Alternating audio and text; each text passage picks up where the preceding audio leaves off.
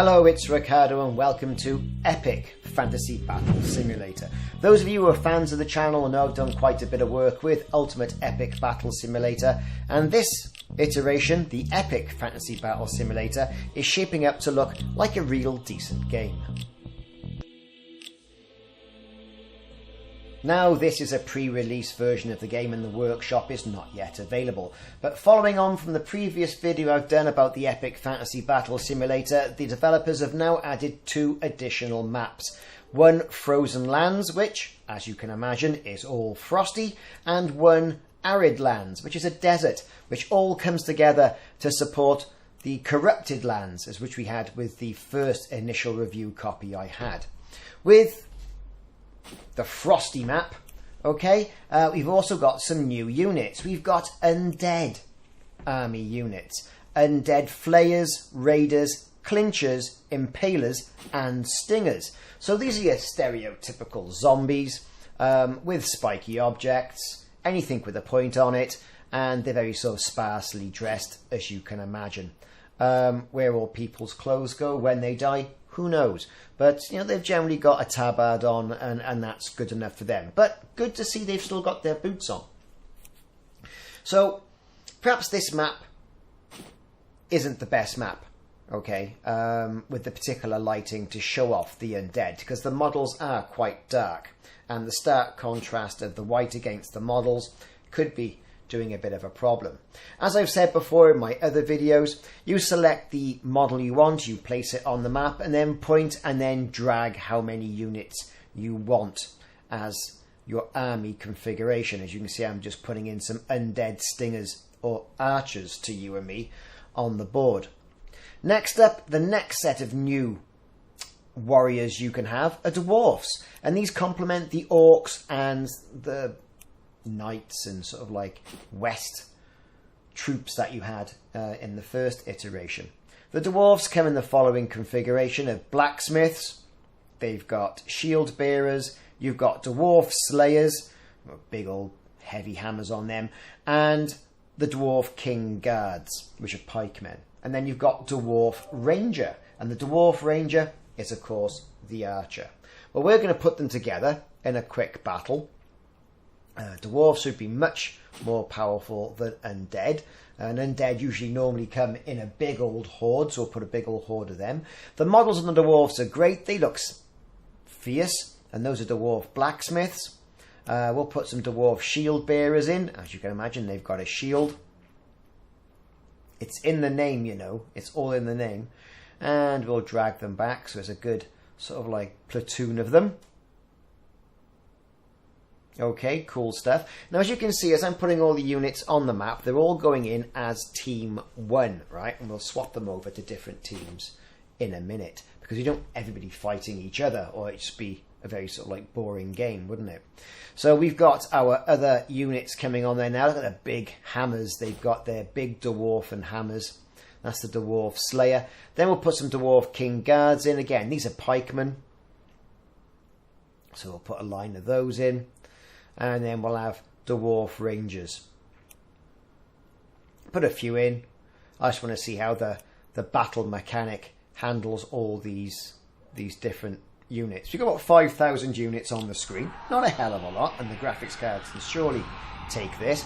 But, you know, the backdrop is nice looking. It's a nice stark contrast to the other maps that we've had as well. We're now going to add the teams. Team 2 for dwarfs. There you go. And we're ready. Ready for battle. Click ready for battle. The game goes and thinks what it's going to do, and away you go. Now, you've got 2 modes. You can put it into cinema mode, or you can whiz around with no HUD, or you can have a more sort of like hands-on approach in regards to taking possession of different units, etc, etc. So to me, it looks like my dwarves, and there weren't that many of them to start off with, are getting totally owned by the undead. Probably as you'd expect, because you want to have sort of like fairly close numbers. Although towards the end of the video, I'm going to do a little demonstration between 5 of the same units, dwarfs v undead, and to see who wins. So check back at the end of the video for that one. So the archers are still firing off their arrows. The undead are relentless though, and they're mowing through those poor old dwarfs. I mean, the unit detail, I would say, on the undead is okay. I was kind of expecting something a bit more, because the other units are really highly detailed in this. Well, that just might be me. And of course, it's not the release copy either. So, like I said, I've done an awful lot of work with Ultimate Epic Battle Simulator, and I thoroughly enjoyed my time with that. But what made it worthwhile, and you can see everyone's now coming towards my dwarf rangers, them with the bows and arrows, so it's all going to be over pretty soon. What made Ultimate Epic Battle Simulator, and what's going to make this game, is the community workshop ability. The people to put new models in, so you can pitch a workshop model against, you know, another workshop model. For example, Batman v the Joker. Ultramarines from Warhammer against the Undead. Stormtroopers versus Rebels. Father Christmas versus Penguins. You know the sort of stuff. We'll try the Arid Lands next. That's the desert type map. Again, we're going to put quite a few units on. We'll get some ogres in there as well. They're the monster units that we've had in the previous video. Also, the Demon Lord. Now, that's a Balrog for any other name. 6 ways to Tuesday. That is a Balrog. Okay, we have a few of those. And then we got the oak trees. Well, those of you who are fans of Lord of the Rings will know that. It's an Ent. So I have a couple of Ents up there as well. Thank you very much. And then what we'll do is we'll get into our units. So we'll zoom around the map, give ourselves a bit of space. Into the undead, we'll pop them on there. Give them a couple of thousand undead over there, and some undead raiders. A couple of thousand of those. Again, the clinchers. And then the impalers, our undead pikemen. Put those in. Don't need too many of all those. And a couple of undead archers. You've got to think, an undead archer. So, where's all the muscle and sinew coming from to enable him to draw that bow back? So, a lot of these zombie things fall down, didn't it, really? Anyway, so we're going to put some undead stingers in. So, moving on then. Time to look at some more units we're going to put in. So far we've got about 10,000 on the screen. Now, you can delete any units you might have misplaced by clicking on the Remove button. It's quite simple. And now we can see the detailed models of the undead, those sort of cold blue eyes that, you know, sort of very sort of quintessential from Game of Thrones undead, you know, sort of White Walker-ish sort of thing. And one thing that struck me when playing Epic Fantasy Battle Simulator is that it needs more maps. It needs a big whopping castle, a bit like a Winterfell or a Helm's Deep, or a Gondor, or any other castle that you could have imagined from fantasy mythology. That you could put all your people in and get all the hordes, not only storm the castle, but have them thwarted, or attempted to be thwarted as well, by the units you place inside. That's kind of what it needs. The current maps they've got are great, they're nice open spaces, and they're highly detailed. However, you want more rocky terrain, pretty much like what the Ultimate Epic Battle Simulator had prior, I would say. So, kind of need something with a bit of character, like a nice Helm's Deep, or a castle on a hill with a moat, so you can place your units in there so they can pick them off as they approach the castle armaments. So here I am now. I'm putting some more dwarfs in alongside my swordsmen. My West Kingdom swordsmen, get the dwarf slayers and the Kingsguard in, all that sort of stuff. There you go. And we'll have some rangers at the back too. Good stuff. So of course everyone's on team 1 at the moment. We'll soon change that out. Now we'll get some orcs in. Got about 25,000 units on the screen at the moment. We'll have some orcs. 6,000 of those. Then we'll have some orc crushers. We'll have 13,000 of those. And we'll just pepper the map with different units.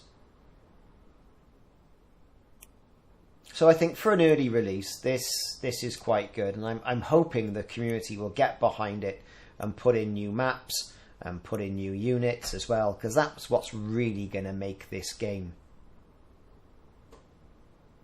So now what we're going to do, we're going to start selecting our teams to be on different teams. So Team 1 and Team 2. I'm not going to have any additional teams to really confuse matters, just one against the other. Evil against good. I suppose that's a point of view, really. And we'll just let them get at it. We'll move the slide at the bottom of the screen over. Move all our dwarfs into Team 2.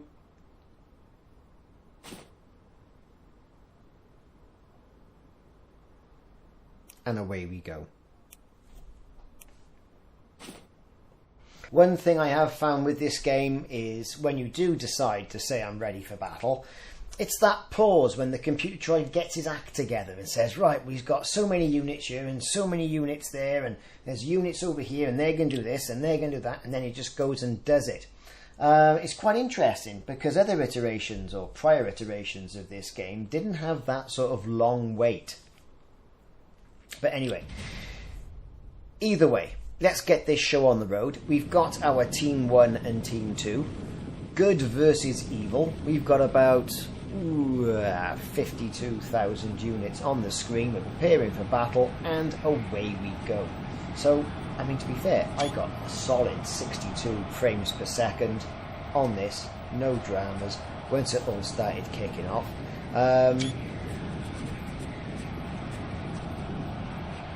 The initial spin up, I saw a bit of a frame rate drop.